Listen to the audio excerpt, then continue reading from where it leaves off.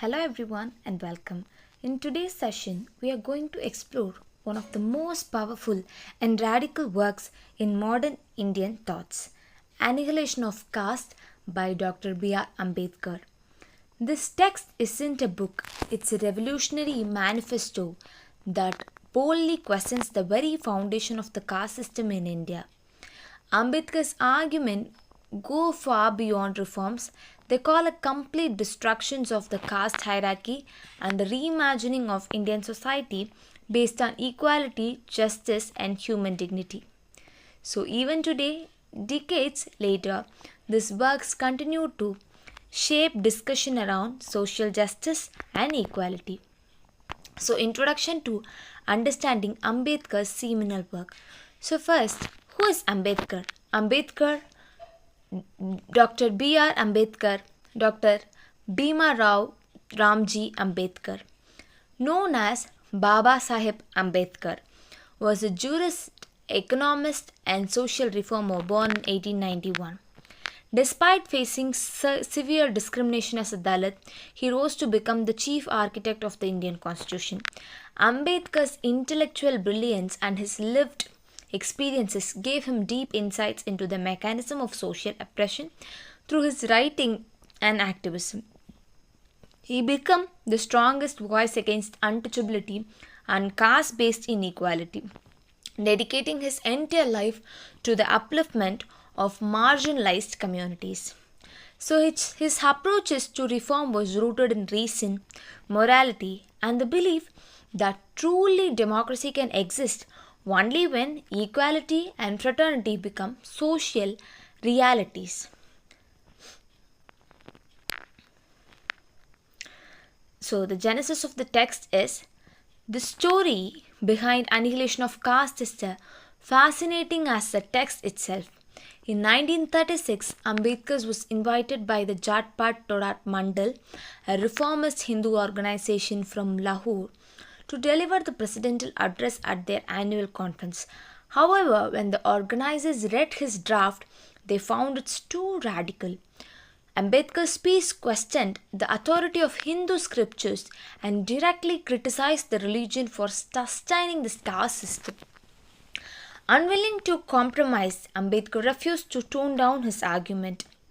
The organizers withdrew their invitation, but Ambedkar published the text independently by the same year. By doing so, he ensured that his message reached a wider audience, unfiltered and unapologetically.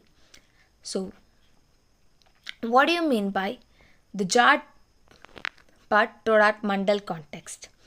Jat Pat Todat Mandal, or the Society for Breaking Caste, consisted of upper caste reformers who wanted to promote social harmony. However, their vision of reform was limited. They advocated for their inner caste dining and inter-caste marriage, but did not challenge the religious root of caste itself. Ambedkar's address, on the other hand, went far deeper.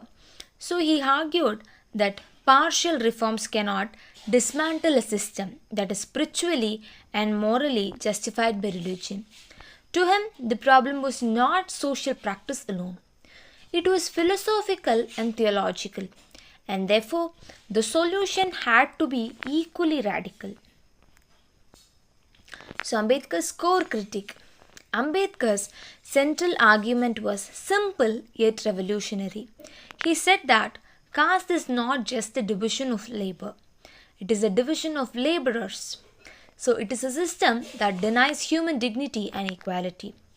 He showed how caste, sanctioned by Hindu scriptures, is sustained by religious belief and social custom, making it deeply entrenched in society. Ambedkar also rejected the idea of gradual reform, arguing that injustice cannot be removed slowly. It requires a complete moral and social transformation.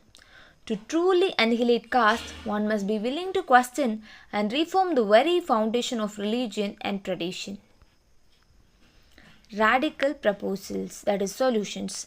Ambedkar's solutions were radical for his time.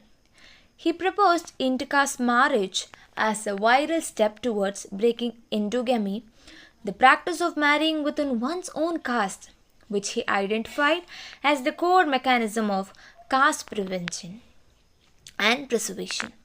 He also called for a religious reformation, urging people to reinterpret or even abandon those parts of religion that justify inequality. According to him, mere legal changes were not enough. What India needed was a moral and spiritual revolution that would reshape values and consciousness. So, Gandhi's response and the public debate. When Annihilation of Caste was published, it caused a nationwide debate. Mahatma Gandhi, while agreeing with Ambedkar on the need to eradicate untouchability, disagreed with his approach. Gandhi felt that the caste system could be reformed from within Hinduism, whereas Ambedkar believed that the system was inseparable from Hindu scriptures themselves. Their exchange, respectful yet intense, revealed two different approaches to social change: reform versus revolution. Ambedkar's stance through controversial inspired generations to think beyond reform and imagine total transformation. So, enduring legacy, that is influence. Over time, Annihilation of Caste became the cornerstone of Dalit movement across India. It provided an intellectual and moral foundation for struggles against caste-based oppression. Ambedkar's idea also influenced the drafting of Indian Constitution. Particularly, it emphasized on equality, liberty, and affirmative action. So, in academia, the text remains a crucial subject of the study, not only in sociology and political sciences, but also in literature and philosophy. It continues to guide activists, policymakers, and thinkers striving to make Indian democracy more inclusive and just. So, relevance in the present, that is today. Even today, Annihilation of Caste speaks directly to our times. Caste discrimination still exists in subtle and overt form, in social interactions, employment, and access to education. Ambedkar's analysis helps us understand not only caste but also other intersecting inequalities, those based on gender, class, and religion. So it challenges us to reflect on whether we have truly achieved equality or merely replaced one form of hierarchy with another. The work stands as a timeless reminder that social justice is not one time achievement but an ongoing struggle. So, the conclusion here is to conclude, Annihilation of Caste is not just a critique of Hindu society, it is a vision for a just and humane world.